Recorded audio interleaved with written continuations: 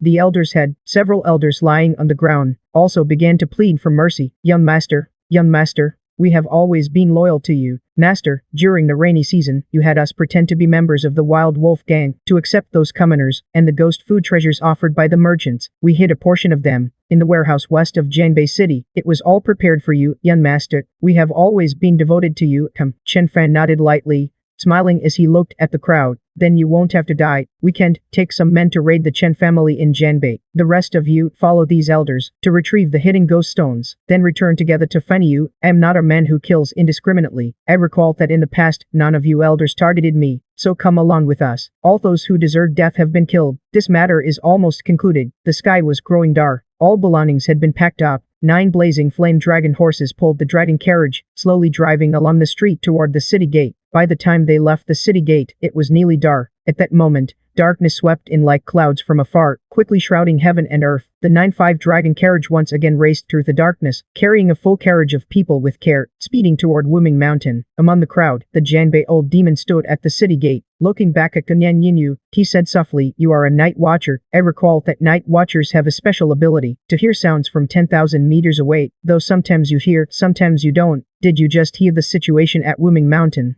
No, Ganyan Yinyu slowly shook her head. Night watchers repel each other. Chen Fan also has a night watcher by his side. I cannot hear the sounds from that area. Will you report this news to the Ganyan clan after the rainy season ends? Certainly, if possible. I hope you can try not to spread it. I don't want to see the Ganyan clan end up like the Dan sect. That is a matter for the clan leader to decide. Ganyan Yinyu shook her head. I don't have the authority to decide, but I believe the clan leader won't offend Fanyu, and certainly won't spread this news. Tonight, Wuming Mountain was exceptionally lively. Everyone was settled on the ground outside the cave. Temporary wooden huts were built, all sleeping on the floor. Tonight, we'll make do here. Tomorrow, we'll arrange accommodations and count the people, assign suitable positions. This time, they had purchased quite a few things. Chen Fan entered Cave No. 1. Looking at the level 5 life work, he consumed 2,000 ghost stones to upgrade it to level 6 life work. Then consumed another 5,000 ghost stones to upgrade it to level 7 life work. Each upgrade of the life work had no further upgrade paths available. However, each upgrade unlocked new craftable items. This time, he jumped 2 levels at once, gaining a total of 4 additional craftable special life items. And with the level 7 life work, he could now use an item he had obtained these past days, a green grade treasure, cloud cloth to craft robes. The robes crafted possessed the defense of her first level city wall, an extremely powerful effect. Xianxia was very busy tonight, needing to measure everyone's height and build, then craft for each person a set of well-fitting Fanyu knowledge robes. Those brought back tonight were mainly the people of Qiuhe's Wang family, and some from the Chen family of Jianbei. The Wild Wolf Gang remain in Jianbei City. They would come tomorrow. After upgrading the workshop, Chen Fan, he immediately invited Cherqiu to Cave No. 1. This was the first outsider in these past days to step into Cave No. 1. As soon as he entered the cave, Cherqiu's gaze almost instantly fixed upon a building deep in the cave, Yulin Pavilion. Through the open doors, he could clearly see the inked jade stone floor inside, and the ceiling were embedded countless stalactites glowing with an ethereal arcade light. These stalactites cast a cold blue glow, forming a mysterious formation on the ground. At a glance, it looked like the celestial realm. Yes, this was the Yunling Pavilion. Cherqiu, stepping into the cave, found it hard to believe that a major force like the immortal slaying Holy Land would need to pay a huge price to have a Yunling Pavilion. Yet Fanyu actually had one. Chen Fan lifted his teacup, smiling lightly without speaking. After a long while, Cherqiu took a deep breath, snapping back to reality. He knelt before Chen Fan, his voice hoarse. If the Lord is willing to trust me, I will surely forge for Fanyu a renowned assassin spirit under heaven. Chen Fan sat on a chair. He nodded thoughtfully, then pulled the soul tablet from his bosom and tossed it into Cherqiu's arms. This broken thing is yours now. Tomorrow, once the Wolf Pack's men have gathered, kick 10 people to form the Shadow Pavilion, responsible for Fanyu's assassinations, forward operations, and intelligence gathering. 1 month later, Fanyu will invite many forces to attend an auction. I hope to see some results by then. During this period, the Yunlin Pavilion will supply the Shadow Pavilion without limit. If you have any needs, just speak up. Whatever can be fulfilled will be fulfilled. Yes, Cherqiu bowed his head. He looked at the soul tablet in his hand with disbelief, then raised his head to glance at Chen Fan, so close before him, finding it hard to believe that this means of controlling his life was now in his own hands. All these years, he had never thought of killing Yu Ninger, because no matter how fast he killed, the other party only needed a single thought in their mind, and he would die. No matter how fast his movements, they couldn't outpace the speed of thought. After all, Chen Fan was right in front of him now. A mere architect with no great personal strength. If he wanted, he could even kill Chen Fan instantly right now, then take the soul tablet and flee far from here, completely free. But he took a deep breath and knelt again on both knees. This time, he was truly moved. This was a trust he had never experienced before. His forehead pressed to the ground, his voice hoarse. Lord, rest assured, I will give my all to make Fannyu's Shadow Pavilion renown throughout the world. Go and rest now. Chen Fan held the jade-handled staff firmly in his arms, smiling lightly and calmly. I look forward to seeing that day too. Yes, Xianxia rose, nodding heavily. Just as he was about to withdraw, he suddenly turned back, hesitating. Lord, aren't you worried that I might have suddenly attacked and killed you just now? At such close range, many people want to kill me. Chen Fan also rose, leaning on his staff as he walked toward his own room. Without looking back, he said casually, but I'm still alive.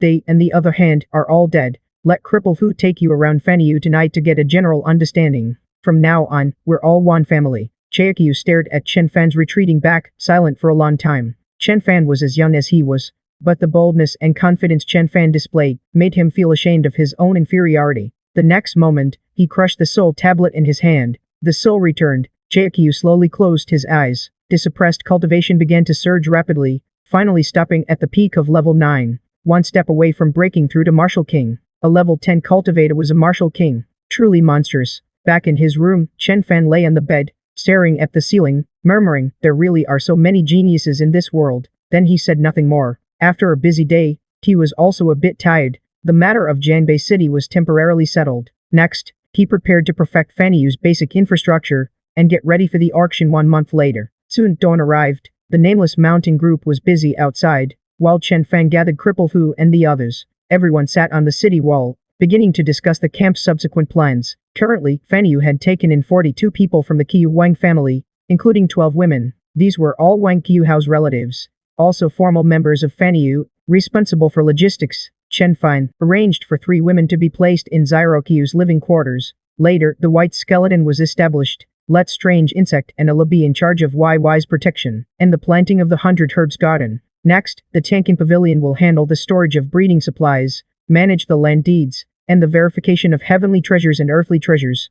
Ancient relics and old texts are all stored in the Tanking Pavilion. We won't separate the Spirit Treasure Pavilion and the Library Pavilion or anything like that.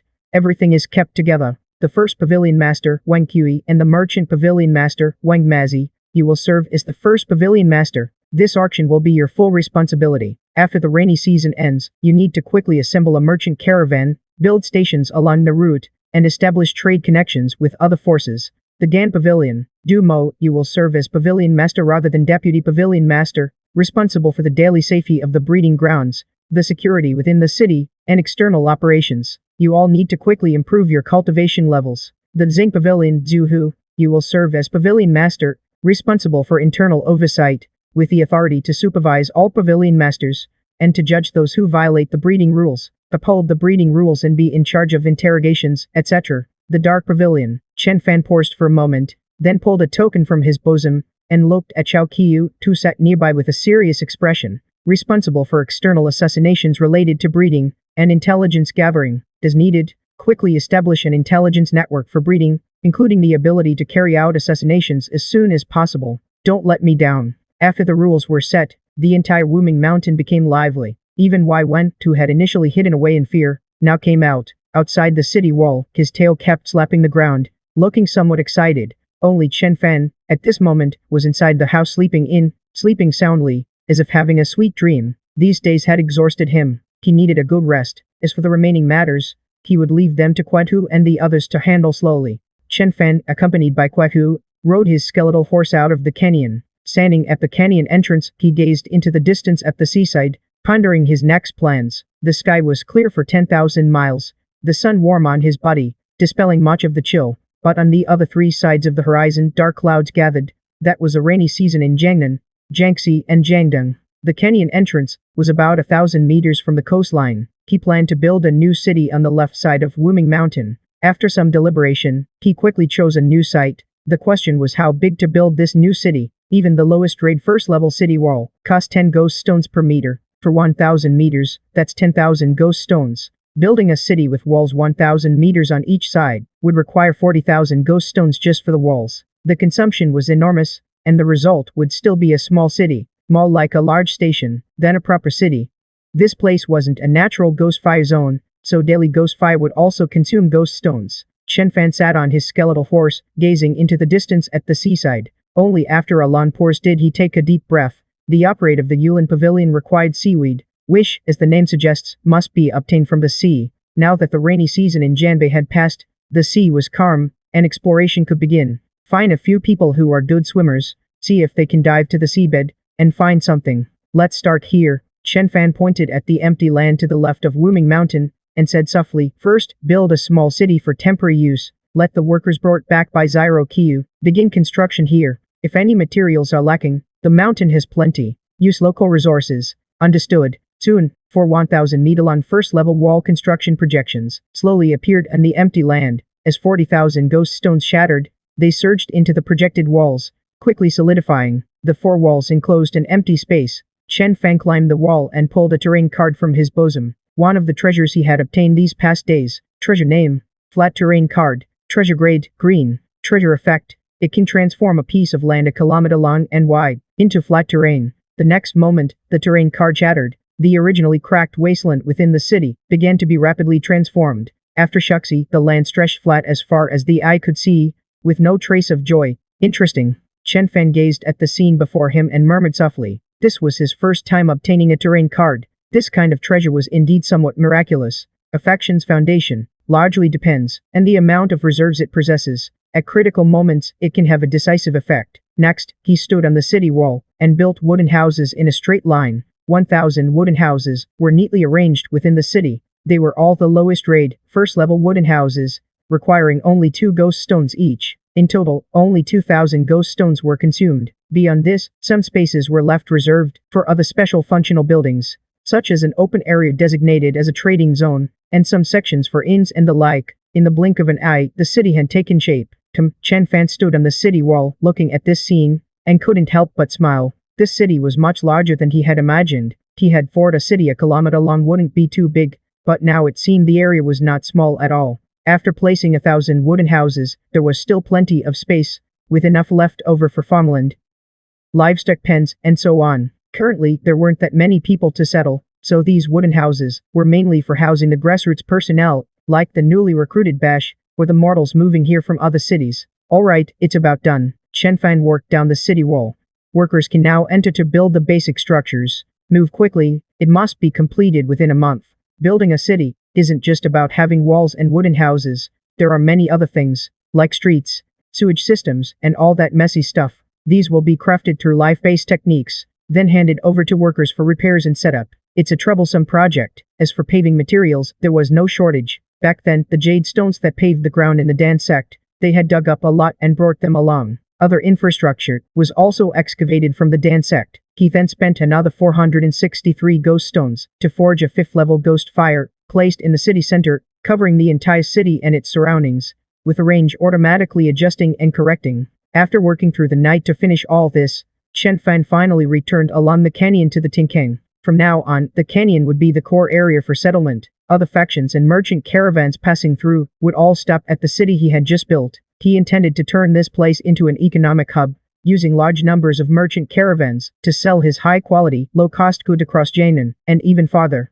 Relying solely on Wang Mei's merchant guild to make money for him was too slow. By appropriately giving up some profits, he could make more merchant guilds willingly earn money for him. After the rainy season ends, through the reputation of the settlement, the auction that had already been advertised, and the fact that he deliberately leaked his identity as a high-level architect's apprentice, these 3 points would attract a large number of factions to his auction. Then, by displaying his high-quality, low-cost goods, next, these factions would naturally send their own merchant caravans here to purchase and sell them farther away. He would essentially instantly gain access to the trade networks these factions had built over years. As for Wang Meizi, he only needed to sell those high-value goods, like skeleton horses. In Jiangnan, one skeleton horse sold for 3,000 ghost stones, mainly controlled by 2 factions. He wasn't sure if these 2 factions had colluded to set the price, or if the production cost was indeed higher. But it didn't matter. He could forge one skeleton horse at a cost of only 100 ghost stones, meaning a profit margin of 2,900 ghost stones per horse.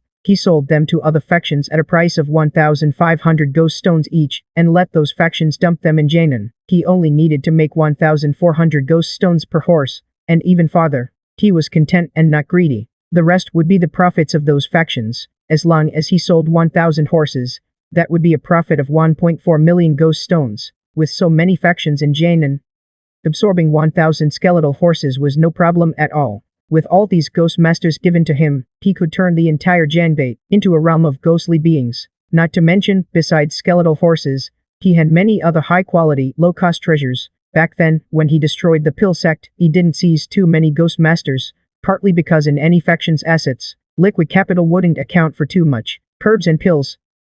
5G items, some weren't meant to be liquidated, and others were hard to liquidate. Plus, the Pill sect shops in other cities hadn't all been seized by him, so his haul wasn't that great. But if this plan succeeded, there would be an endless stream of ghost forces surging from all directions into Janbei. He named this plan the Silk Road. Thinking of this, Chen Fan, standing still with his working stick, gazed at the distant cliff wall, his mind wandering, and let out a low chuckle. He could already picture himself with more ghost stones than he could spend, surrounding all of Janbei, and happily staying there, surrounded by ghost stones. The mere thought made him joyful. Master. Just then, Juhu's soft call sounded in his ears, snapping back to reality. Chen Fan looked at Jumo and the others standing behind him, as well as the hundreds of people gathered on the open ground before him, and finally came to his senses. The selection was complete. Everyone had found their suitable positions. It was his turn to give a speech. Coming back to himself, Chen Fan stood still, leaning on his emerald working stick, and looked at the crowd before him. He said softly, "Today is the first day you officially joined Fanyu. Fanyu is a rising faction. Many rules have yet to be set, but one thing is certain. Fanyu will one day dominate Janbei and even Janan. As long as you all work diligently, Fanyu will not treat you unfairly. Next, find your respective pavilion masters. They will assign you your tasks. That's all." He spoke a few simple words and said no more. The rest was left to the pavilion masters. But these past few days, he had noticed one thing. This world was indeed a makeshift stage. Zyro Kyu used to be just a station attendant's follower, to put it bluntly. Not fit for the big stage, yet after becoming the logistics pavilion master, he looked quite proper. This made Chen Fan vaguely feel that, once a person sat in a certain position, they would automatically become the person who seemed meant to be there. It seemed, or rather, it wasn't because of outstanding ability that one sat in that position. It was more like, after sitting there, one's ability became outstanding. He shook his head, dismissing the messy thoughts in his mind, then worked over to Weiwei. He gently patted Weiwei's head, pointed at the center of the sinkhole, and gestured, saying, "There might be earth gold underground here, a kind of black gold, extremely sturdy heavenly treasure. Can you dig it out for me?" Weiwei stared seriously at Chen Fan, thought for a moment after watching his gestures, then nodded firmly. He scrambled to the center of the sinkhole, and began digging. The ground here was extremely hard, even a cannon could barely blast a hole. But that hard ground was easily broken under Weiwei's front paws.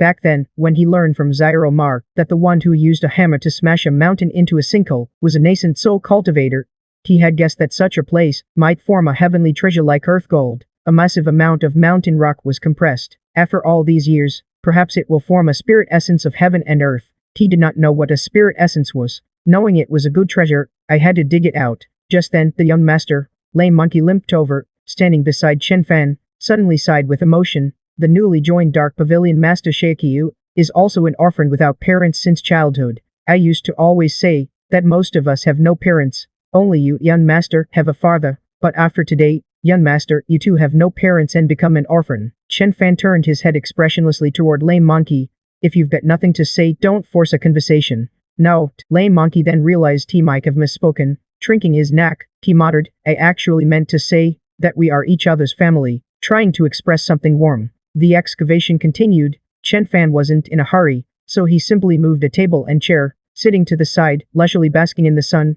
while supervising the work. An hour later, the ground trembled slightly. Wai crawled out of the pit, rushing in front of him, opening its massive jaws wide. Then, a large pile of black gold fell to the ground, forming a small mountain. Chen Fan was momentarily stunned. He picked up a piece and observed it in his palm. Item name, Emperor Essence Ore. Grade, green.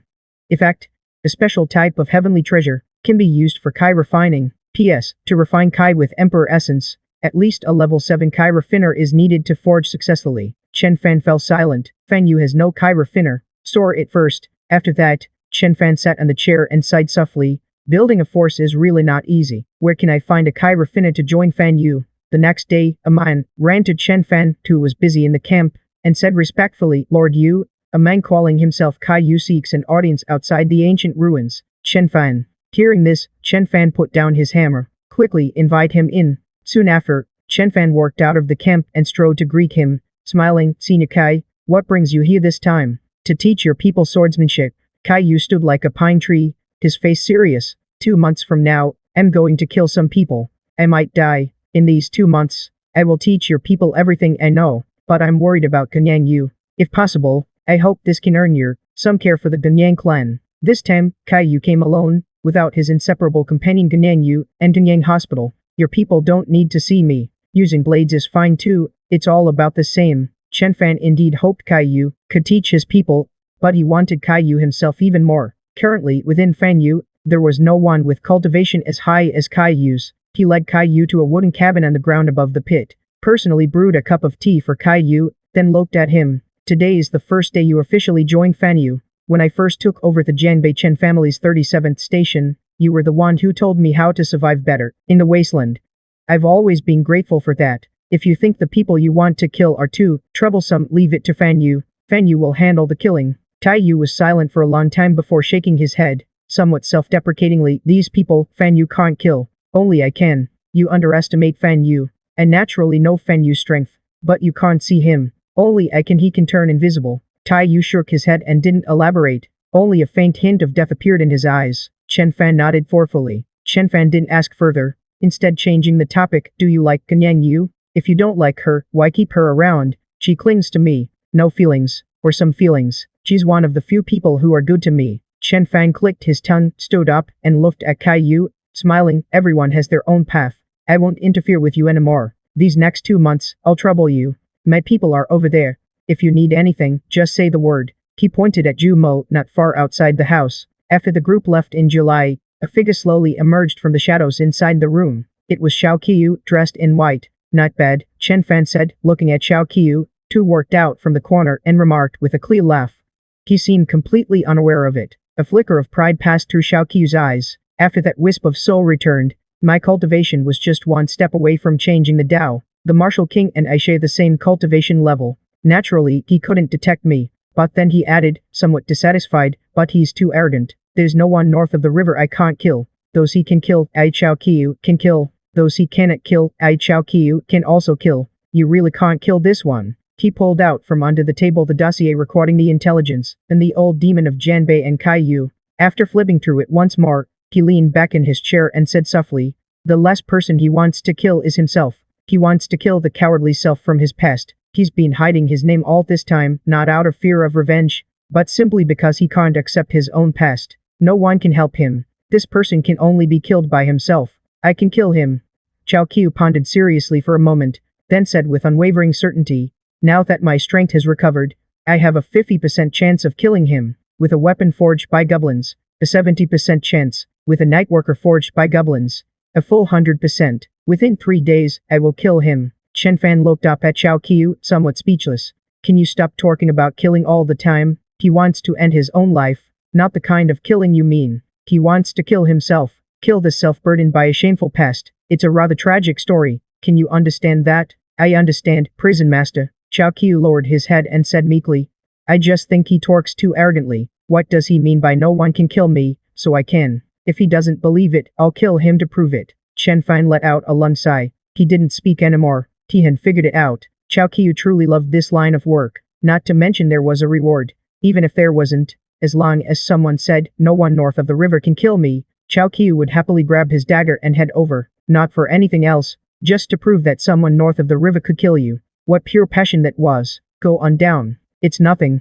Then should I still kill him? No. Understood. When will the prison master assign the first assassination mission? At least wait until the rainy season is over. Who are you going to kill now? The head of the Jiangnan Chamber of Commerce has fled to Yunlin. The people you're after are a trap. Ju Mo stood seriously beside Kai Yu, listening to the instruction.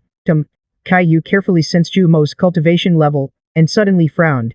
Your cultivation is rising at an abnormally fast rate. You're almost a 4th level cultivator. Her voice cut off abruptly. He instantly realized something. He looked toward the one cave not far away, and a hint of understanding flickered in his eyes. It must be because of the training room. It seems Fanyu also has a training room. Though it's just a newly rising force, its foundation is not lacking. But even with a training room, can cultivation really rise this fast? Is this normal? Ju Mo stood there, unsure how to explain. How could he say it? Yulin Pavilion is open all 12 hours of the day without time limits. Plus I give him candlelight pills to boost his cultivation. Can I really talk about these things? You're not cultivating demonic arts, are you? Caillou's voice was gravelly and serious. Demonic arts, they can make you faster. Caillou looked at Ju Mo, who seemed eager and restless, even itching to try. He spoke expressionlessly.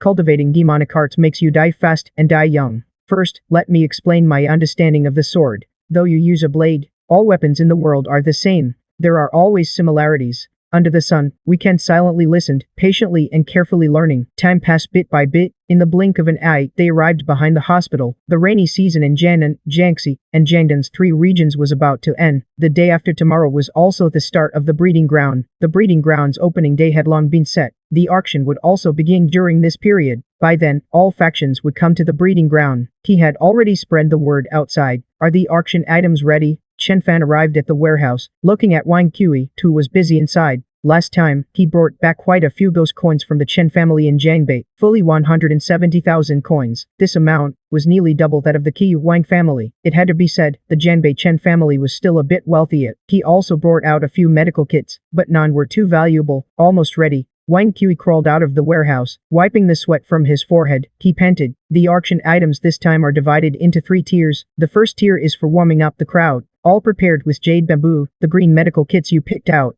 Some are unopened, some are opened. The second tier is a step higher, for example, the yellow grade alchemy furnace brought from the Dan sect, and other items of high value. The third tier is the grand finale. We have prepared 1 item. The qualification to build 3rd-tier city walls for other factions. Guaranteed uniform patterns. Only 2,000 ghost coins per meter.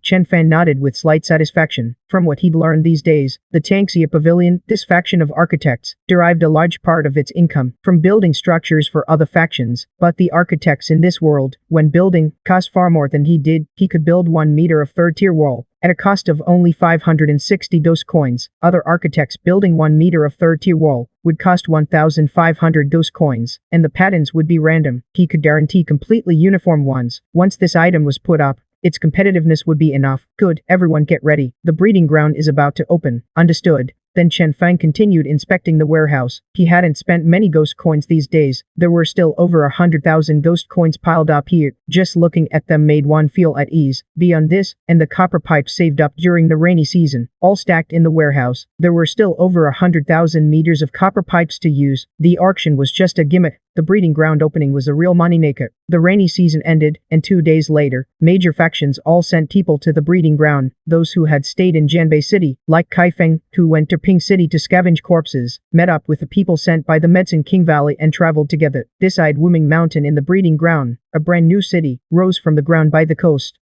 And the city gate were carved the words Fan Chen. How magnificent! Kai Feng, the young master of the Medicine King Valley, is the first faction to arrive. Looked at the city gate before him, and the 2 jade lions placed at the gate, as well as the stone pavement on the ground, and the decorations on both sides of the street. He murmured after a long daze.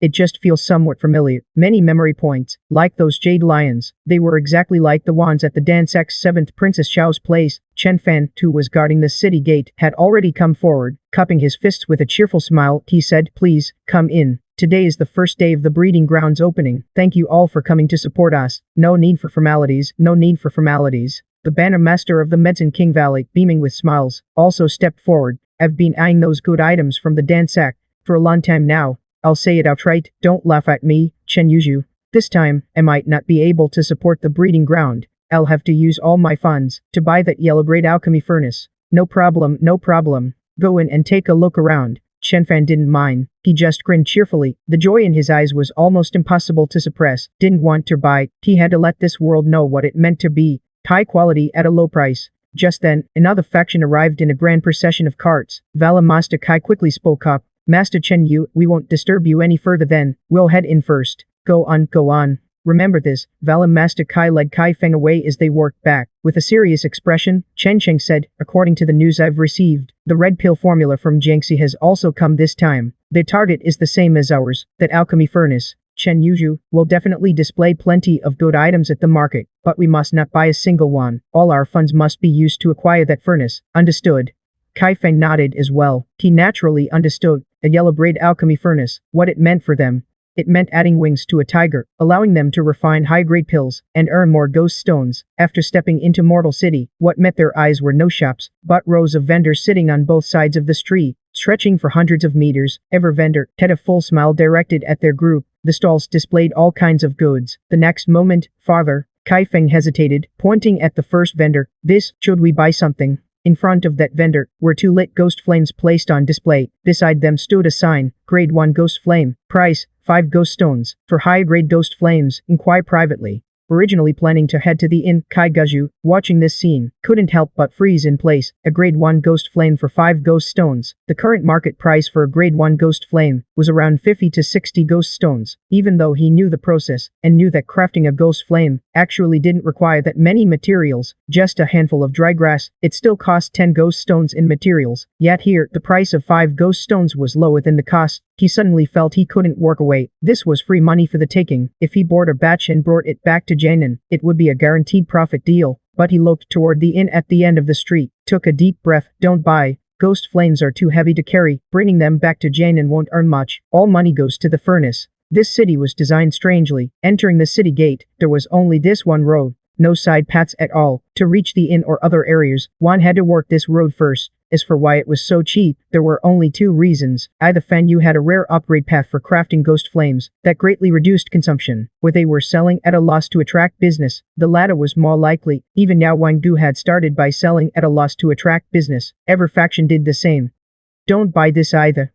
Tai, you looked longingly at another stall displaying grade 2 disciples for just 30 ghost stones. No extra ghost stone supply needed. Tai Guzhu began to feel a faint temptation, but still gritted his teeth. No. He started to quicken his pace, trying as much as possible not to look at the stalls on either side. Every extra ghost stone spent here, when competing for the furnace, might be the one ghost stone short that leads to failure.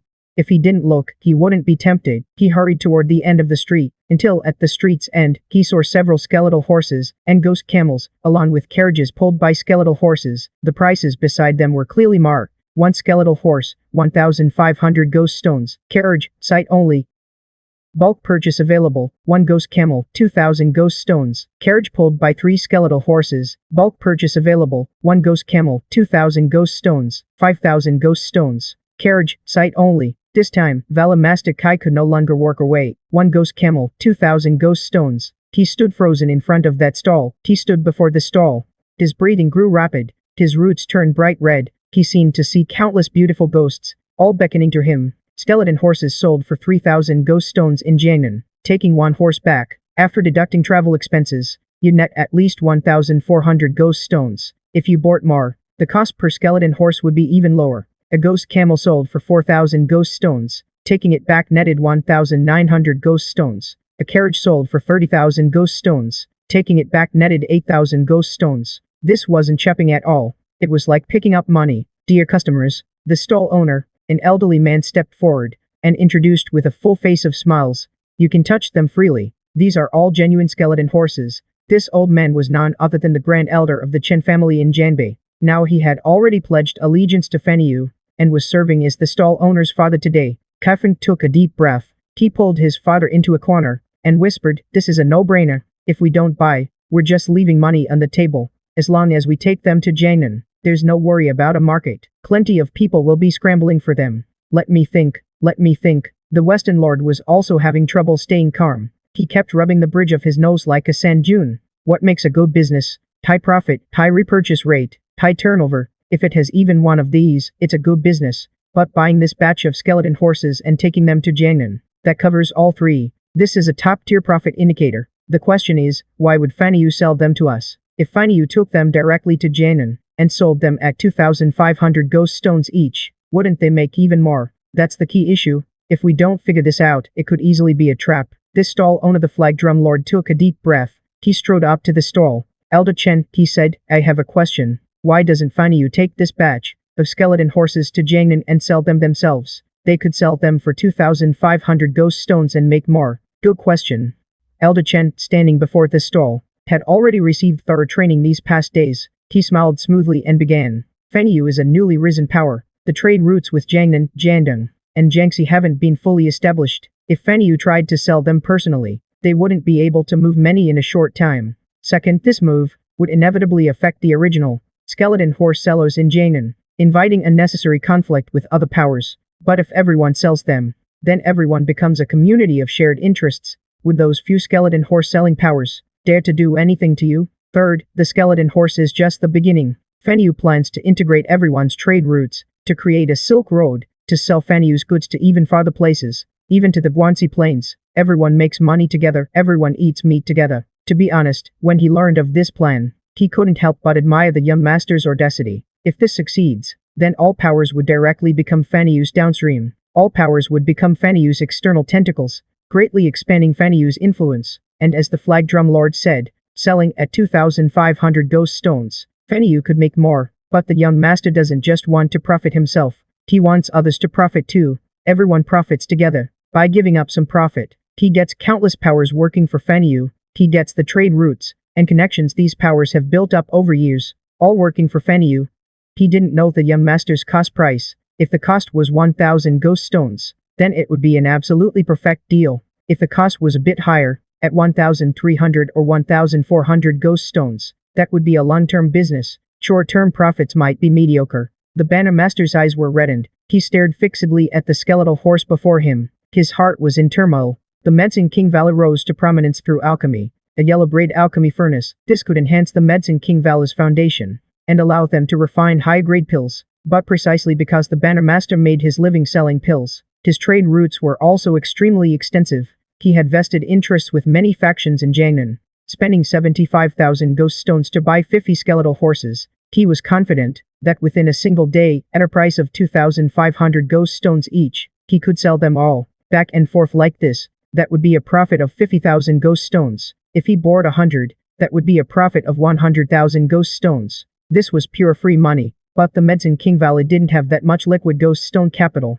He had already brought out 60%, planning to first snatch that yellow-grade single furnace. If he bought this skeletal horse, then he could only watch helplessly as Zhang Ziheng took that yellow-grade single furnace away alone. Elder Chen stood there with a faint smile, not urging him, but a strange feeling stirred in his heart. In terms of status, the Banner Master was far above him. He was originally a great Fidor who held the power of life and death over an entire region, yet now he was in extreme struggle. His face flushed red. This feeling secretly gave Elder Chen a bit of dark satisfaction. Working under the young master was far more comfortable than working under the old master. At least everything he did was above board. No need to do those shameful deeds that made a man unable to sleep well at night. Seeing that the timing was about right, Elder Chen cleared his throat with a cough, as if suddenly realizing something. He slapped his head hard, his face full of apology. Seventh Princess, my eyes are blind. I didn't recognize you just now. The Medicine King Valley is a first-tier trusted faction of Prosperity. It has the right to credit of up to 100,000 ghost stones. At Prosperity's marketplace, you may freely select goods worth 100,000 ghost stones and take them away for free. You only need to settle the ghost stones within the hospital. This is your token. Elder Chen respectfully took out a special token from his hand, a rectangular token with the word Prosperity engraved on the front and Medicine King Valley on the back. Holding this token, you can go to Prosperity's marketplace. Any stall under Prosperity's banner can offer credit. The seventh princess stood there, somewhat incredulous. This was the first time she had encountered such a thing. She couldn't help but ask, doesn't Prosperity worry that I won't come to pay? Elder Chen smiled faintly. Not worried. It's just that at the next auction, the Medicine King Valley's single furnace should probably appear. The banner master suddenly realized that he had asked an extremely foolish question. He couldn't help but clear his throat, his face full of embarrassment. But he still took the token with some reluctance to let it go. He handed it to Elder Chen. Then I'll use this token now. Use it all to order skeletal horses for me. It's fine if I take them away when I leave. Elder Chen took the token, walked to the room behind and pushed the door open. Soon came out again and returned the token to the banner master, smiling. I've already reserved 66 skeletal horses for you. There's still a credit limit of 1,000 ghost stones left. Wishing the banner master a smooth journey. Todd. The banner master couldn't control the smile spreading across his face. His whole face beamed with joy. He carefully tucked the token into his bosom. Are there other factions that can become Prosperity's trusted factions? Spending 50,000 ghost stones at Prosperity's marketplace, or receiving a direct invitation from Prosperity. Both qualify one to become a first-tier trusted faction of Prosperity. So there's also a second-tier trusted faction. Yes, a second-tier trusted faction. 'Tis a credit limit of up to 200,000 ghost stones. 200,000? The Bannermaster's breath hitched. This Prosperity is so damn generous. All the ghost stones in the entire Medicine King Valley combined don't even reach 200,000. If he followed Shen Fan's example and took credit once, he was heading toward the ancient extravagance. But what he cared about more was how to become a second-tier trusted faction. It would happen once 200,000 ghost coins were spent in the breeding method. I've already completed half of my team. That counts, Elder Cheng said with a laugh. We'll have to wait until Vala Master Kai makes up the rest. Only then will this expense be counted toward the progress. Understood. Vala Master Kai grinned and nodded. He couldn't help but pull out the token again, turning it over in his hand, and the back of the token was a mark for level 1. He didn't linger long. He immediately headed to the inn at the end of the street, pushing the door open and entering. Innkeeper Arun. He was in an excellent mood, a very good mood. He could hardly wait to return to Jiangnan. The next moment, the innkeeper standing at the door smiled at the group. Is this the 7th princess? Right this way please. The Medicine King Valley is a first-tier trusted faction of Prosperity. Staying at the inn required no extra fee. Room upgrade. An upgrade meant better rooms than other factions could get. They could stay in superior quarters. Dod. The 7th princess couldn't help but grin again. It wasn't that he couldn't afford the inn fee, but the feeling of privilege was exhilarating. Becoming a first-tier trusted faction of the breeding method. Even this privilege comes with it. Don't other methods have the same? This breeding method, why does it feel like it has something completely absent from other methods? It felt strange. He liked it. Both sides of the street at Fan City's entrance were lined with stalls. Though there were houses along the road, all their doors were tightly shut. But in reality, the houses on both sides were connected, forming a passage wrapped by the buildings. Men and women, old and young, all wearing the robes of the breeding order, were constantly running through the passage. Second-tier trusted faction of the breeding method, Medicine King Valley. Consumed 990,000 ghost stones on credit. Purchased 66 skeletal horses. Remaining credit, 1,000 ghost stones. Second-tier trusted faction of the breeding method, Ganyang Clan. Consumed 100,000 ghost stones on credit. Purchased 64 skeletal horses and 2 ghost camels. Remaining credit, 0 ghost stones. Reporting, 1 sword sect consumed 750,000 ghost stones. Purchased 50 skeletal horses, and applied to become a first-tier trusted faction of the breeding method. Application approved. Wang Kui, sitting at the end of the passage and quickly recording the information, kicked up a transmission talisman beside him. Wang Kui contacting the logistics hall. 1 sword sect, applied to become a first-tier trusted faction of the breeding method. I also agree. Please expedite the creation of one sword sect exclusive trusted faction token. Zyro Kiyu's voice soon came from the other end of the talisman. Received. Expediting production. Will deliver soon. A few hours later, a man wearing the robe of the breeding order rode a skeletal horse out of the canyon, entered the venue from the other side, and quickly arrived at the back door of this house. He handed a token through the door. Wang Kui took the token and passed it to someone beside him. Take this to the 1 sword sect. Report again. First-tier trusted faction of the breeding method, 1 sword sect. Consumed 100,000 ghost stones on credit. Purchased 65 skeletal horses and 1 ghost camel, and 16 second-tier disciples.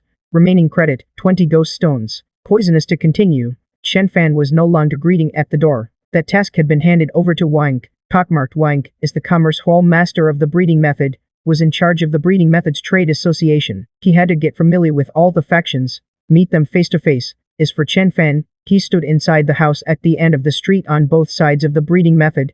At the very end, gazing at the breeding method members constantly running in the passage, the smile on his face was extremely rich. To quickly expand the business, concessions are necessary. When letting others also get a piece of the pie, you must do it. And if you want the business to grow wildly, you have to offer some credit terms. He provided it, or they provided it. These factions just had to run errands, and they could earn a hefty reward. How could this not be crazy? He had long anticipated this frantic scene in his breeding method hall. The only regret is that this world has no computers. Keeping accounts is rather inconvenient. Having to rely solely on manpower seems a bit tiring, but judging from the faces of these people, everyone seems quite excited. Still confirming their hands, Chen Fan, standing to the side, couldn't help but sigh as he observed, Fanyu now has a total of 247 people, but we're still short-handed. We have enough errand runners, but we lack specialized talent. For example, right now he needs some sharp-minded, trustworthy account keepers. That way, he wouldn't have to pull Wang Kui over. The smooth sorkers among them have all been sent to Fanyu Market to run stalls. Just then, the prison master, accompanied by Crippled Monkey, asked hesitantly, "Isn't this a bit crazy? What if we can't hold out? If the ghost stones we put out can't be recovered in time, we'll be in trouble." "No," Chen Fan said with a light laugh, offering no explanation. The others didn't know the exact cost of crafting a batch of skeletal horses. He could craft one skeletal horse for just 100 ghost stones. That's equivalent to someone else spending 10,000 ghost stones to buy 66 skeletal horses. For him, it was merely a deficit of 6,600 ghost stones. He could absolutely withstand it, but I still feel like we're letting them make too much profit, Kwaku said indignantly. They don't even have to put up any money. They come once and earn tens of thousands. Why the hell wouldn't they be eager? Chen Fan chuckled softly. This is called buying a horse's bones with 1,000 gold. Use real actions to show everyone that following Fanyu means there's meat to eat. Make the forces that haven't joined yet green with envy, yearning to follow Fanyu and feast on meat. And the skeletal horse markets, in Jiangdan, Jiangxi, and Jiangnan, and this massive supply, will quickly become saturated in the short term. Then they'll gradually lower prices. Buying at 1,500 ghost stones and selling at 1,700, or even 1,600 ghost stones, is perfectly normal. The real highlight comes next. By then, many forces will have already followed Fanyu and eaten their fill. Their trust in Fanyu will be very high, and they'll be eager to eat even more. And some forces have trade routes leading to the Guanyuan Plains. We'll use these forces to sell skeletal horses to even farther places. The influence will grow larger and larger. If someone then becomes our enemy, we won't even need to act. With just one word, countless forces will help us destroy that enemy. This is called the world is not mine to possess, but the world is all mine to use. Kuai Hu lowered his head, pondering seriously. He could vaguely sense that if this plan succeeded, it would be groundbreaking. No other force had ever achieved such a feat, but the flaw was that failure would mean utter ruin. What if someone refuses to pay? Kill a chicken to warn the monkeys, make an example of them. This day was destined to be madness. Many forces were drawn by Fanyu's reputation and the auction. They had no idea about Fanyu Market's news, but after taking a stroll through Fanyu Market, they all became red-eyed with greed. Is this really Janbei? Isn't this the second homeland we've never met? Tari. On another street in Fencheng, this street was responsible for purchasing goods and allowing free trade between various forces. One of the shops was Fanyu's official purchasing store. A middle-aged man said anxiously, pointing to a cart of goods behind him, "Give me a price estimate." And selling it all. He was originally from a force in Jiangdan. Hearing that after the rainy season, many forces would gather at Fanyu, he deliberately waited until the rainy season ended, loaded up a batch of goods, and came to sell. But only after arriving did he realize how crazy it was here. His force had no prior connection with Fanyu. He had to spend 50,000 ghost stones at the market to become a first-tier trusted force of Fanyu. Only then could he lead a large group of skeleton horses back to Jiangdan. But he had come out to sell goods. He wasn't a faction leader. He was just the one in charge of the faction's trade. How could he have that many ghost stones on him? He only had 30 to 40,000 ghost stones. Originally, he planned to use them when he returned. The profits and this batch of ghost stones, he would buy another shipment of goods to take back and sell. But Fanyu had announced that spending 50,000 ghost stones today would grant the status of a first-tier trusted faction. With only 20 slots available, after discussing with his team leader, he decided to quickly liquidate his goods to Fanyu. Then quickly buy 50,000 ghost stones worth of skeleton horses to become a first-tier trusted faction. Then use the 100,000 ghost stone credit limit to buy even more skeleton horses to bring back. Now, the slots had been snatched up, leaving only 7. That was why he was so anxious. This was practically free money. The main thing was, there was no risk at all. All the risk was on Fanyu's side. They just had to make one round trip, and they'd be rolling in profit. I understand the rules, the middle-aged man said, somewhat urgently. This batch of treasures is all unopened. I don't have time to appraise them. Just take them all as a bundle. Please, guest, do not be hasty. The Chen family's second elder worked out with a cheerful smile. He waved his hand. Several shop assistants came out from inside. They carried the goods, big bags and small bundles, all back into the shop. Only then did he speak. Our shopkeeper will first take a rough look at them, then give you a specific price. Please hurry up. I'm in a bit of a rush here. I understand. Inside the shop, Chen Fan sat in the inner room, quickly scanning the panel of each treasure. Quite a large quantity, mostly white-grade treasures. There were 7 or 8 green-grade ones. Finally, his gaze stopped on a piece of jade plaque. Item name, Architect Token. Item grade, green. Item effect. With this token, one can become an architect. A simple and straightforward effect, yet it held immense profit. Chen Fan suddenly couldn't help but laugh. Sure enough, with more people around, this treasure just delivered itself to my door. This thing could perfectly serve as the final item of this auction. A grand finale piece. As for the other treasures, some were good, some were bad. He planned to take them all for breeding. After the guild's reserve appraisal, he came up with a suitable price. He looked at the waiting, former Chen family's second elder, whom he had instructed, and said softly, quote him 10,000 ghost stones. See if he sells. You can go higher, but don't seem too eager. Understood. The Chen family's second elder's expression was respectful. He nodded before striding out of the room. He looked at the anxiously waiting middle-aged man, and said amiably, our shopkeeper has finished the appraisal. The buyback price is 8,000 ghost stones. Before he could even finish his sentence. Deal. The middle-aged man urged excitedly. Hurry, give me the ghost stones. The goods are all yours. The corner of the Chen family's second elder's mouth twitched slightly. He had originally planned to raise it to 10,000 ghost stones. To make the other party feel he had really given a discount. He didn't expect the man to be this impatient. He immediately waved his hand. The shop assistant beside him quickly counted out the ghost stones and handed them over. The middle-aged man took the ghost stones without any hesitation, and led his men, charging straight toward the breeding street on the next block, afraid that if he was even a step slower, the breeding, first-tier trusted faction slots would all be taken. Truly he looked at the man's retreating figure, couldn't help but let out a long sigh. Thank goodness I never bullied the young master back then. Only then could I keep my life, and be fortunate enough to witness the prosperity of the mortal realm. Though I am already old, I don't know if it's just my imagination. He felt as if he had ushered in a second spring in his career. Late into the night, the forces that had not yet left Fan City were all resting in the inn. Chen Fan, meanwhile, returned to the nameless mountain, inside the first cave of the heavenly pit. As usual, he sat in the rocking chair on the city wall, listening to the excited voices of Quagu and the others beside him. Young Master, Quagu reported with some excitement. The results of the first day were perfect.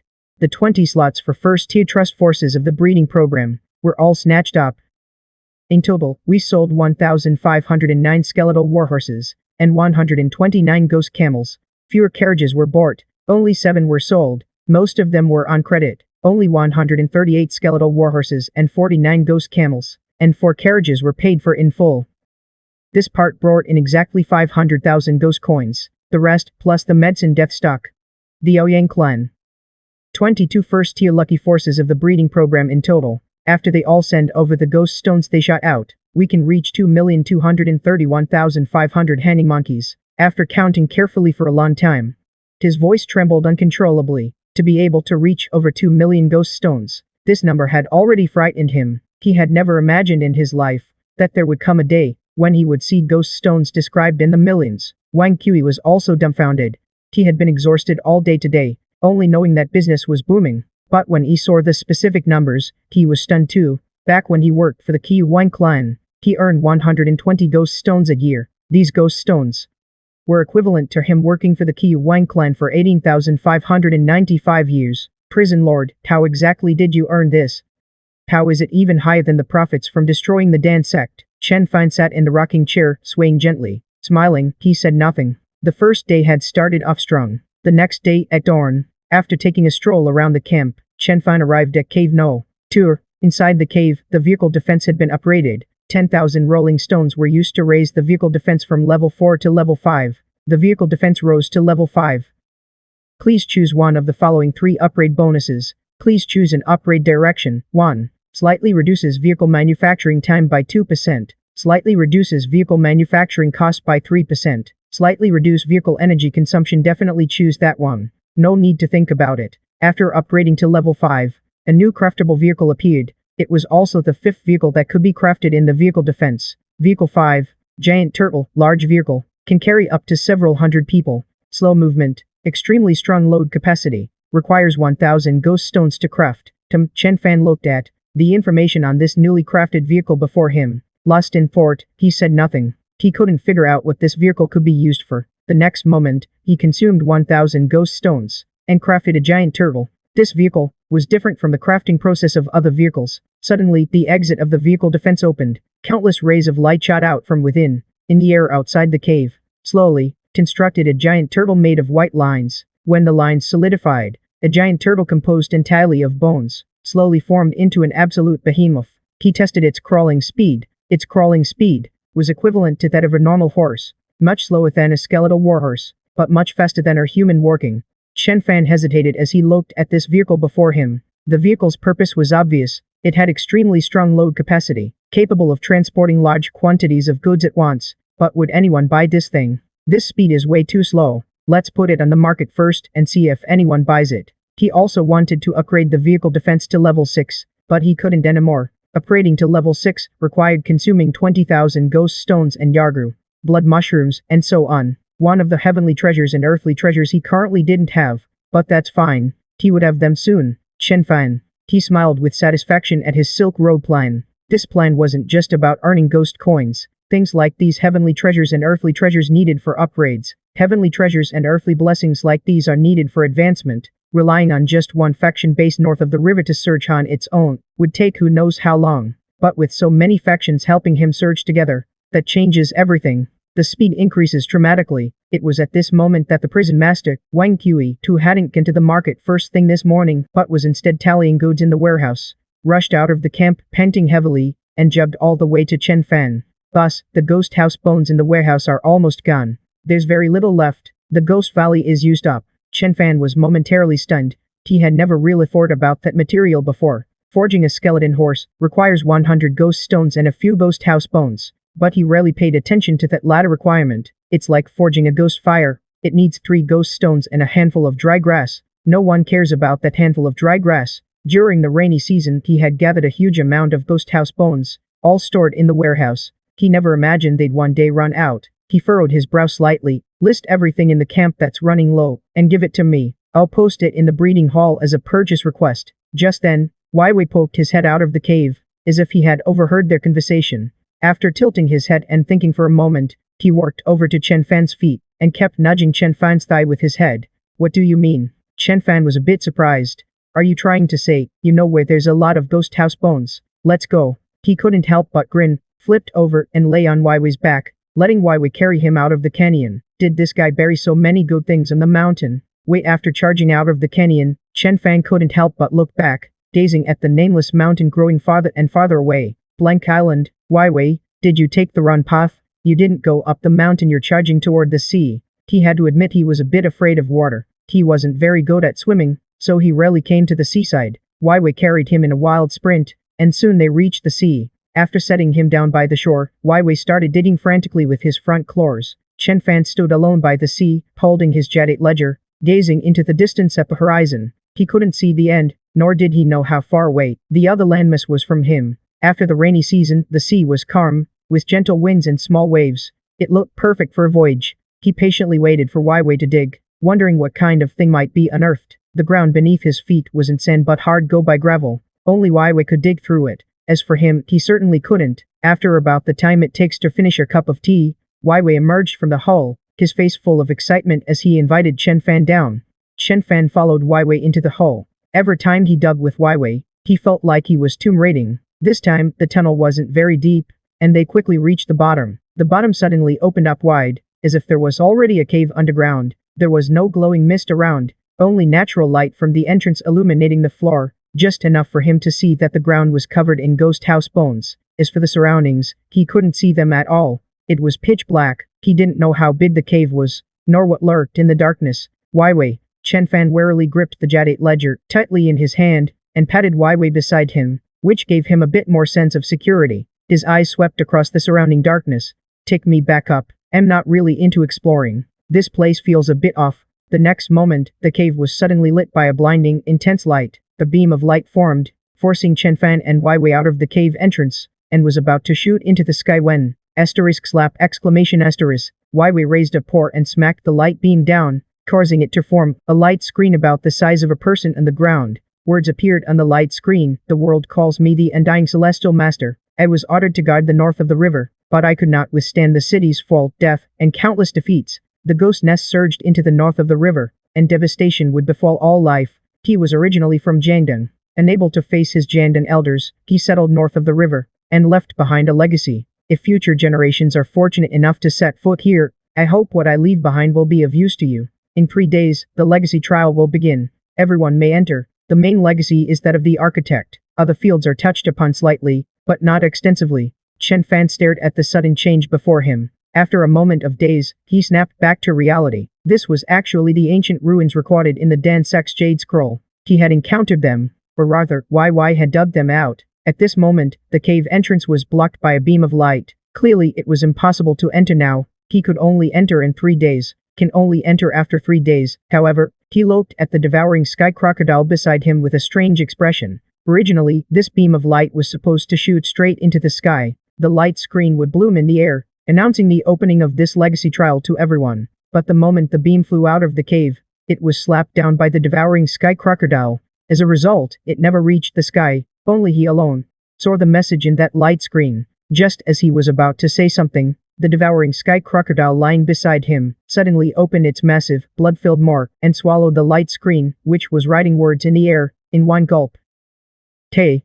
Xianxia blurted out in shock, somewhat dumbfounded. But it was already too late.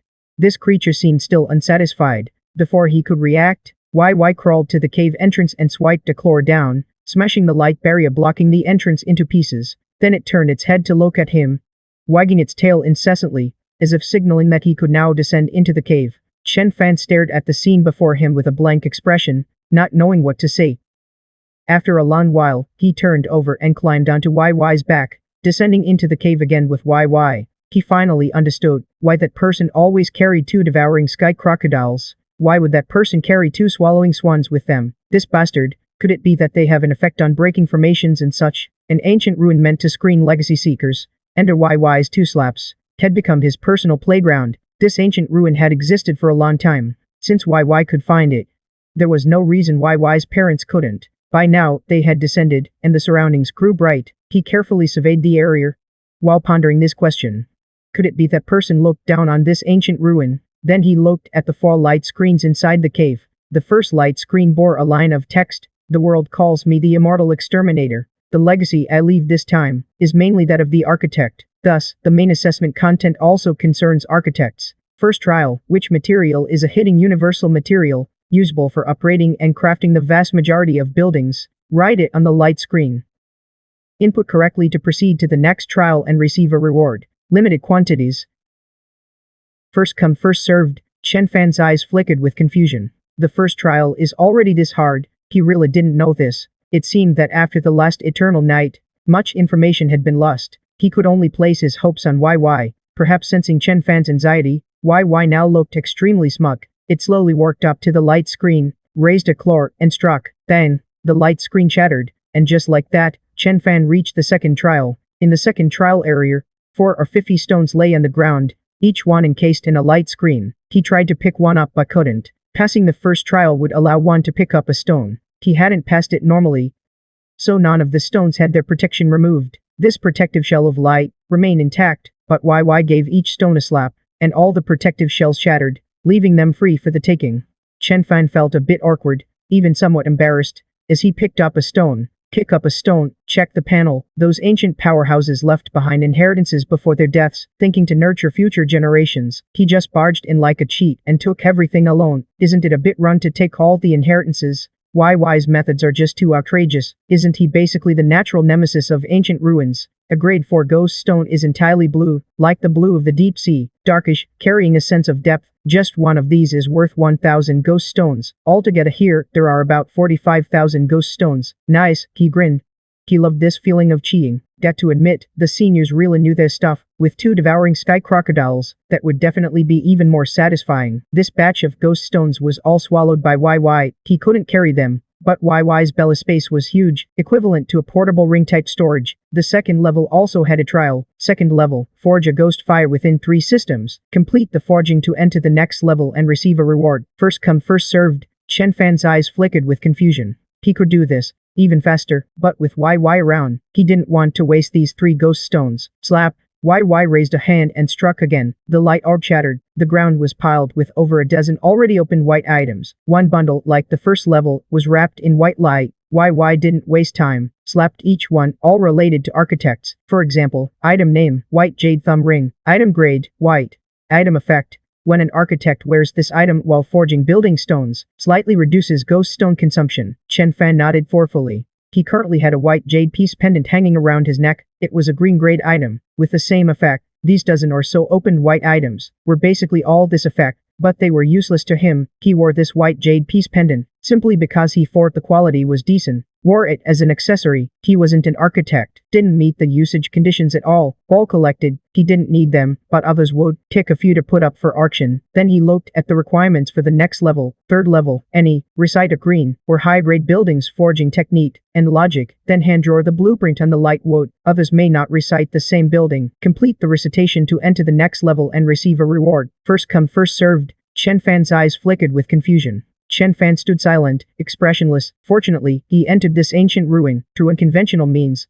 Otherwise, he wouldn't be able to take anything away. What kind of messy questions are these? Forging a building needs a forging technique and logic. Isn't it just 3 steps? Step 1. Open the Spirit Liquid Lord panel. Step 2. Prepare enough ghost stones and materials. Step 3. Click confirm. Construction complete. He let out a long sigh, took a step back and signaled YY to take the stage. Architects in this world were so pitiful, needing to prepare so many things. How exhausting must that be? No wonder few architects became faction leaders, busy with all this every day. How could they have the mind to manage a faction? Slap. YY struck down, the light orb shattered, trial passed, successfully entered the reward area of the 3rd level. The ground was piled with building blueprints, 12 in total, mostly common ones, like Trample City Wall, Teak Tower, and such. 2 green grade ones were relatively rare, ones he didn't have. Item name, Anti-Air Cannon Tower. Item grade, green. Item effect, building blueprint.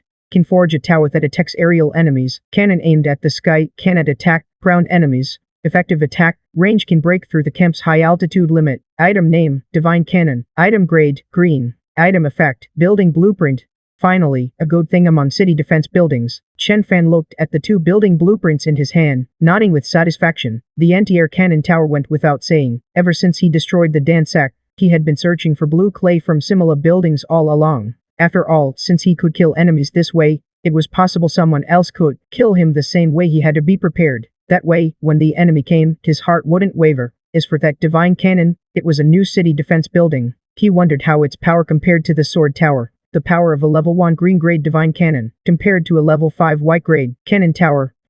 Of course, if both were level 5, there was no need to compare. The divine cannon would definitely be stronger. After all, being 1 grade higher was no small matter. He was quite satisfied with what he gained from this level. Was this barely worthy of the title Undying Heavenly Master? Otherwise, putting on such a grand air, only to leave behind so little. It really didn't match up. And the light screen of the 4th and final level, there was also a line of text. Final level, on-site construct any building, until a qualitative upgrade direction is achieved. Only 1 person may enter this level. For an architect, luck is also very important. This really depended on luck. Chen Fan felt a bit helpless. Even he had no way around this. Even with his Swamp Lord panel, it still came down to luck to achieve a qualitative upgrade direction. But his chances were just a little higher than others. At least he could see the panel and choose among 3 options. Not to mention, every level of this inheritance was really quite difficult. The next moment, YY stepped forward and slapped again. The light orb shattered. This was also the deepest part of the cave,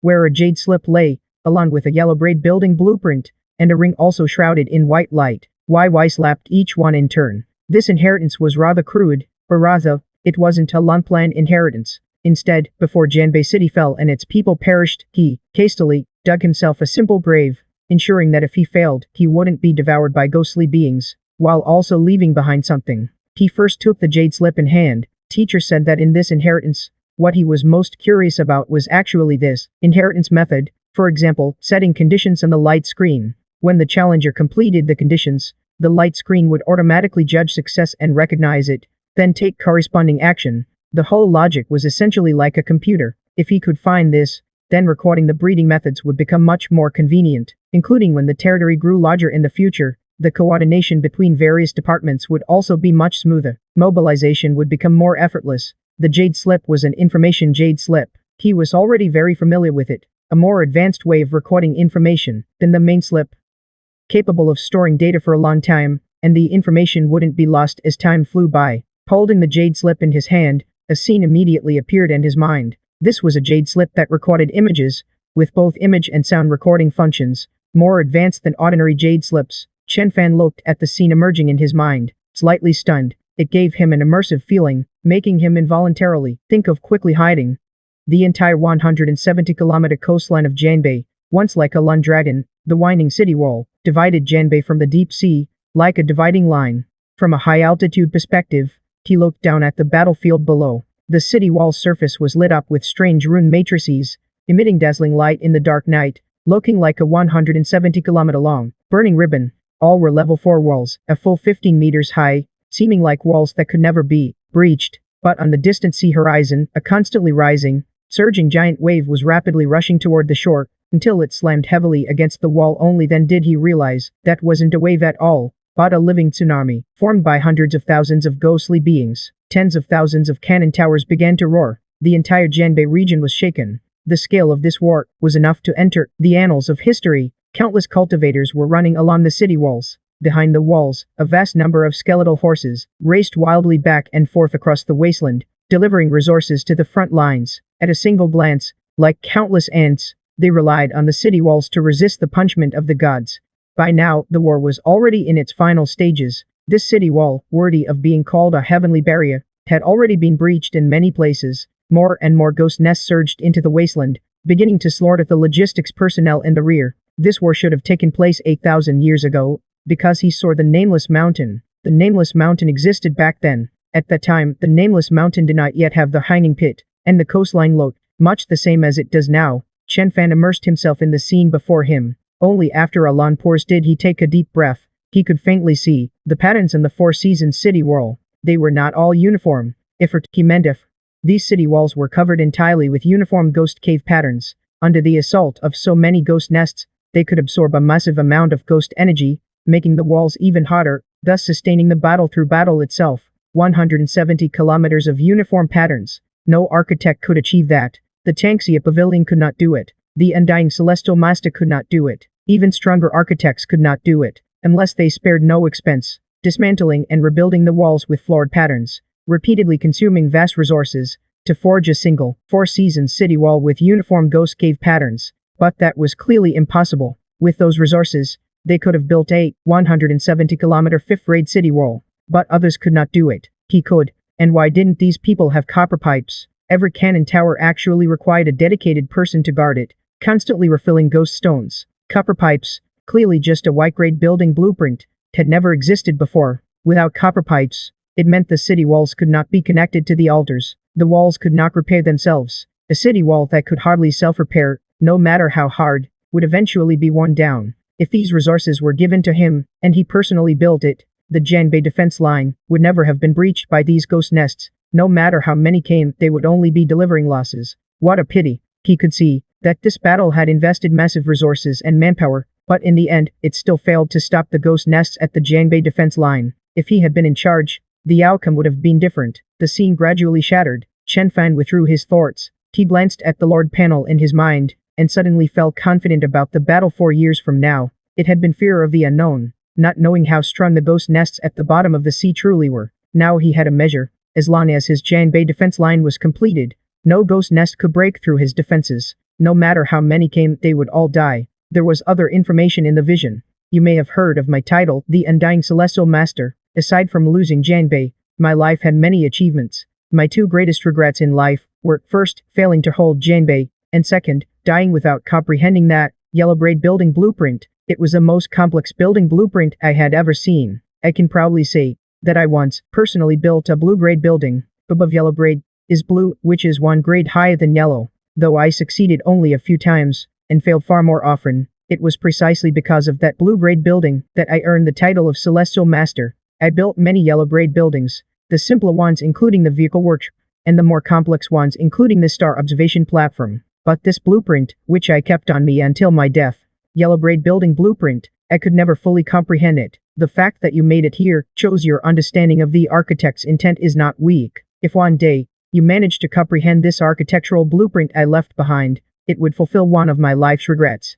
Chen Fan looked at the paper in his hand with a slightly odd expression. Yellow braid building blueprint. The paper, thin as a cicadar's wing, depicted what appeared to be a rather complex building, at least several times more complex than structures like the sword tower or city wall. It indeed seemed difficult to comprehend, but fortunately, he was not an architect. The panel made everything clear at a glance. Still, Chen Fan felt a slight regret. If only he could have brought along the blue-grade architectural blueprint inside, carrying it with him. Let him comprehend it too. The camp currently only had 1 yellow braid building. It served both offensive and defensive purposes. He had yet to see what a blue-grade building could do. Let him broaden his horizons. The breeding grounds now looked somewhat sizable, but their foundation was still lacking. The most obvious sign was that the main buildings in the camp were still predominantly white-grade. How many green-grade buildings were there? Only one green-grade building, the warehouse. Only one yellow-grade building, the vehicle workshop. The level of a building was certainly important, but its grade was even more crucial. Take the warehouse, for example. Whether it was the ring-like effect, or the ability to store rare treasures, these were things a wooden hut, no matter how high its level, could never achieve. High-grade architectural blueprints were not so easy to obtain. It was only after arriving here that he obtained the anti-air cannon and the vision cannon, two green-grade architectural blueprints. The camp still had a harbor architectural blueprint in reserve, but it had never been used. In fact, there was also a yellow-grade building, the observation platform. Its effect was to monitor a large area for ghost nest movements. However, strictly speaking, this counted as a wonder. This yellow-grade architectural blueprint in his hand was the second one for the breeding grounds. The true yellow-grade architectural blueprint. Item name, heaven-piercing pillar. Item grade, yellow. Item effect. Once the blueprint is crafted, you will obtain a heaven-piercing pillar. It was just a pillar, quite tall, hundreds of meters high. However, the main text and drawings on the blueprint were quite complex, and indeed hard to understand at a glance. The specific effects were not detailed, only known after crafting. Let's try it. Chen Fan glanced around, tucked the inspection token and storage ring into his bosom, and crushed the architectural blueprint in his hand. He quickly turned and climbed onto Y's back, heading back to Nameless Mountain. If this thing succeeded, it would be very powerful. Soon, Chen Fan arrived at the peak of Nameless Mountain, which was Y. Y Lao took a deep breath beside him, and 5,000 ghost stones shattered simultaneously. Immediately before him, a heaven-piercing pillar composed of white lines rapidly materialized. As it quickly solidified, a massive, unimaginably thick pillar stood beside the cliff. Below the cliff lay the heavenly pit camp. He looked up at the pillar before him, which pierced into the clouds, hundreds of meters tall. Its appearance was strange. It was not straight and smooth, but twisted in a nearly tragic, struggling upward posture, like wild grass or flying stones in the wilderness. Its material was extremely rough. It was not a cylinder. Its cross-section was square. The top and bottom were equally wide, 10 meters across. The surface was carved with runes and patterns he could not understand. At the base of the pillar was a small door. Pushing it open led to the interior. The inside was hollow. At the bottom was a stone slab, and beside it, a jade button. After pressing the button, the stone slab, like an elevated platform, would lift him to the top of the pillar. Chen Fan worked alone into the heaven-piercing pillar. Standing on the slab, he pressed the jade button beside it. The slab beneath his feet slowly rose, soon carrying him to the pillar's summit. He appeared on a platform 10 meters in both length and width, yet suspended 100 meters in the air. The scene before him was intensely striking. The wind howled past his ears. Chen Fan instinctively pressed himself flat against the platform floor, cautiously crawling toward the platform's edge, peering downward. As far as the eye could see, the Janbei wasteland stretched like an endless, wrinkled, dead skin. He spotted Fan City, a tiny speck standing on the wasteland. Vaguely, he could make out numerous skeletons, horses, and pedestrians shuttling back and forth within Fan City. It seemed someone looked up at him. Reason told him this place was absolutely safe, but his body's instinct still made his legs feel weak. This is way too damn high. Chen Fan realized he might have a fear of heights. Only one question lingered in his mind. If he fell, could the Jadate bracelet protect his life? Could it keep him alive? He was a man who liked experiments. If he had an idea, he'd try it. But now, he didn't plan to run this experiment. No one experiments on themselves. At least he'd need a guinea pig. He took a deep breath. He lay at the platform's edge, looking at the heaven-piercing pillar's panel. The panel was simple. It could attract lightning during the rainy season, and store the energy to be unleashed for defense or other uses when needed. The attack range could exceed the camp's perimeter. Upgrade to the next level required 10,000 ghost stones. Current storage progress, 0%. This thing was basically a lightning rod, but a bit stronger than one. It could draw lightning and store it. He was a bit late. If only he'd come before the rainy season. Still, this was a decent observation point, an obstructed view, ignoring the height. The field of vision was pretty good. He didn't linger, quickly descending through the heaven-piercing pillar's interior. He didn't upgrade this structure. It wouldn't be needed anytime soon. He'd have to wait for next year's rainy season. But if he could store lightning for 4 consecutive rainy seasons, the heaven-piercing pillar might work wonders in the great battle 4 years from now. Back in the ground, feeling safe again, Chen Fan looked up at the heaven-piercing pillar before him, muttering, "Why does it have to be 4 years?" He had already formulated a series of 4-year development plans for Fan Yu, aiming to complete all targets within 4 years, collectively called the 4-year plan. The sound transmission talisman in his bosom grew slightly warm. Just then, He picked it up, and Zhu Mo's urgent voice came through. Prison master, someone's causing trouble in Fan City. We've subdued them. Awaiting your decision on how to handle it.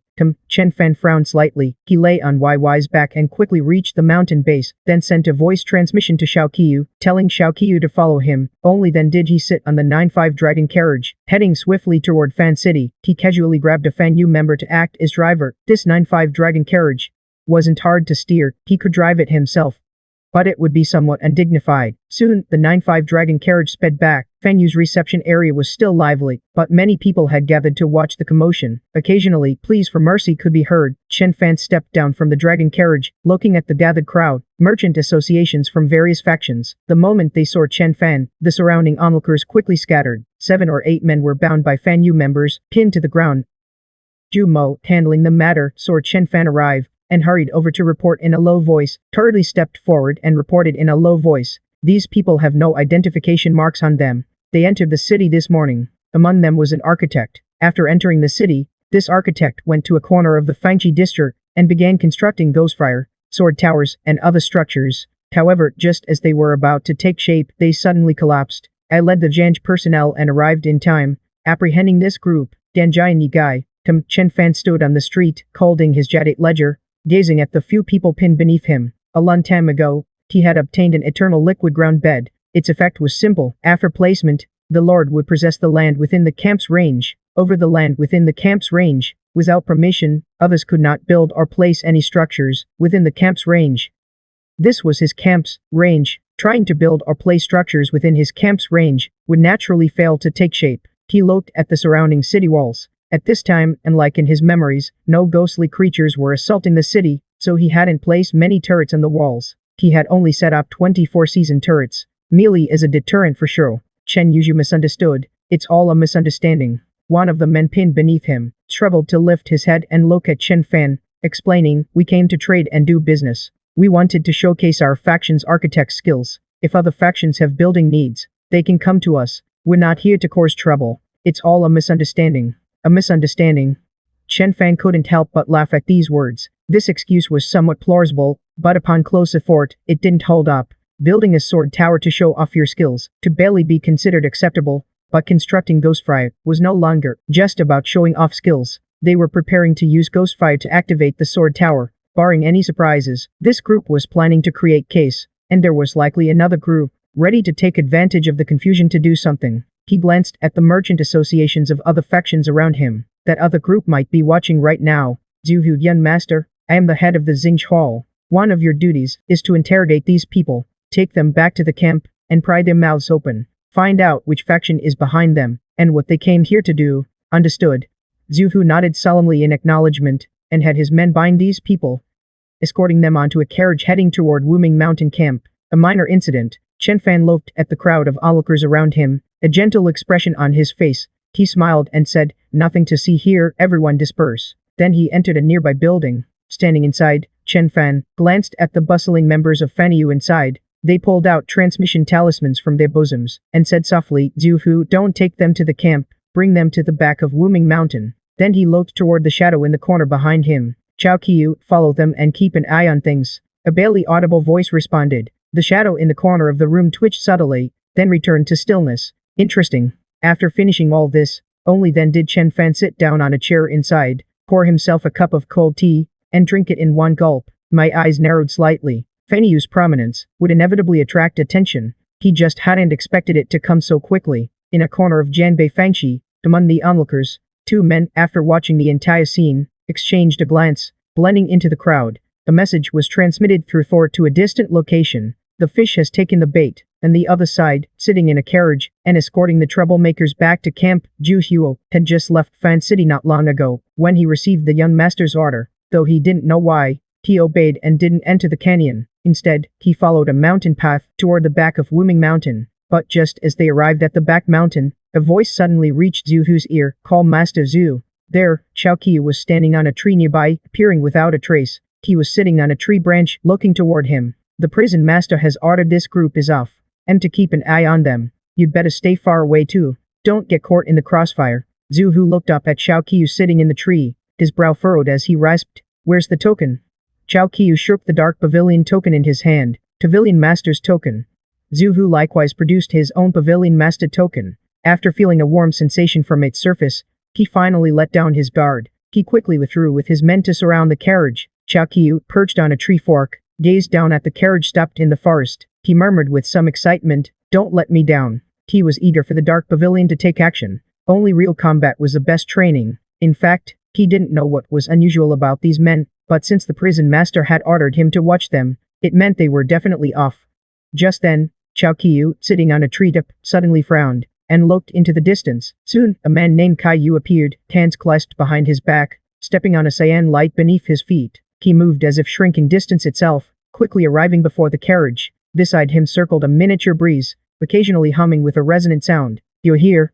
Chao Qiu eyed the newcomer, twirling the dagger in his hand. A cold glint flashed in his eyes. He smiled and said, "Actually, you didn't need to come. I've got this covered here. I can handle the situation." Kai Yu stood in the forest, hands behind his back. His gaze shifted from Chao Qiu to the lone carriage, and he said calmly, "The prison master sent me instead. The people in that carriage are off. I might need to step in. As for you, your cultivation is higher than last time. You've improved quickly." Ta.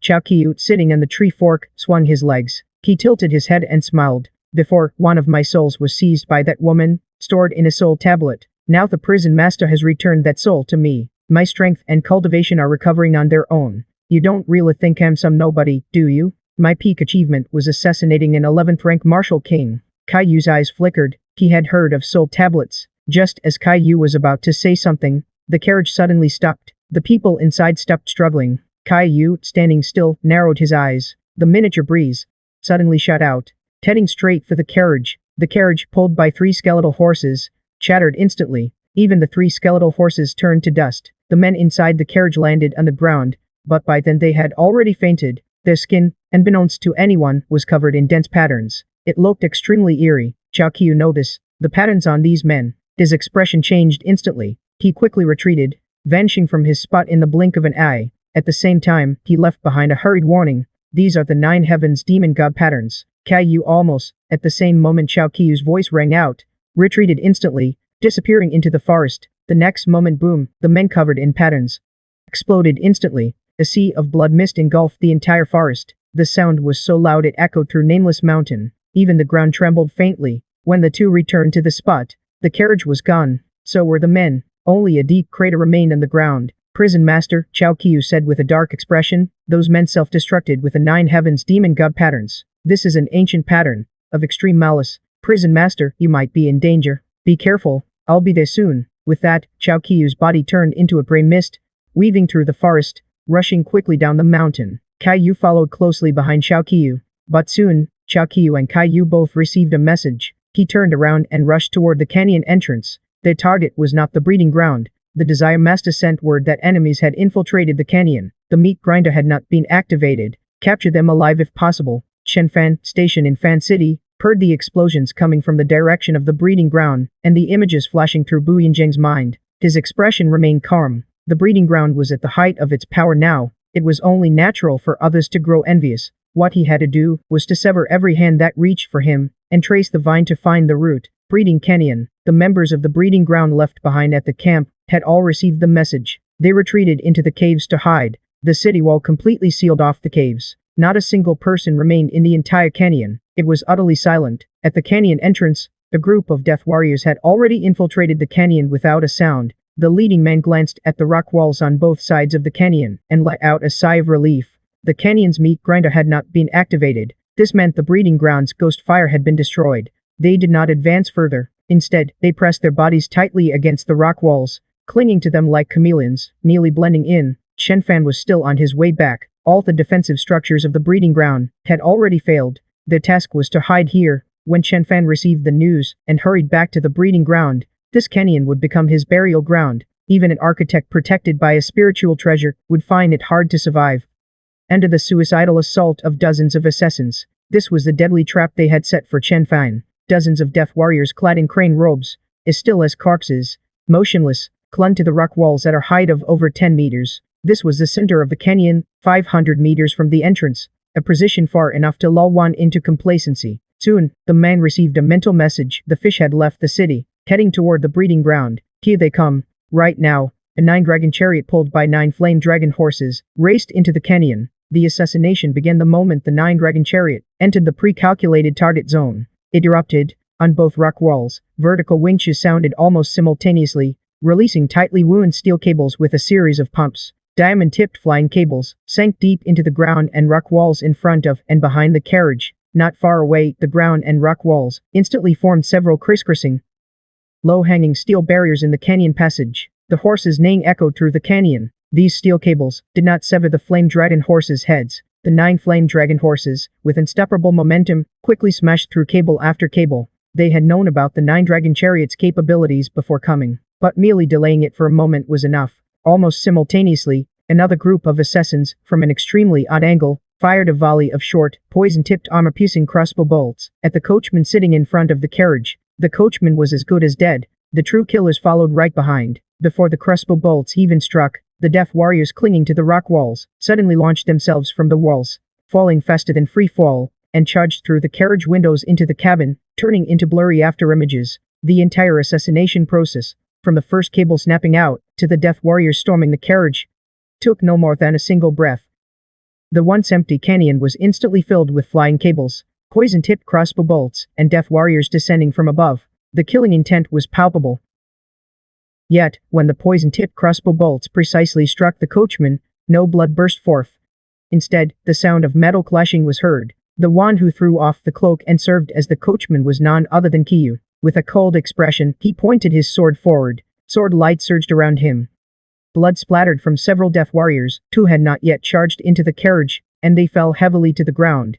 He turned, lifted the carriage curtain, and looked inside. Desire Master, are you all right? Still holding up? Chen Fan sat on a chair. The carriage was extremely spacious. Slowly savoring the tea, beside him were 4 third-grade sword towers and a ghostly flame. The group of assassins who had burst into the carriage were now lying sprawled in pools of blood. When the 95-dragon chariot does not activate the heaven and earth chessboard state, it cannot attack externally, but this does not mean it cannot be crafted within the carriage interior. The leading man, trampling and clinging to the cliff wall, glanced at the coachman who suddenly embraced someone on the 95-dragon chariot, and in a soundless,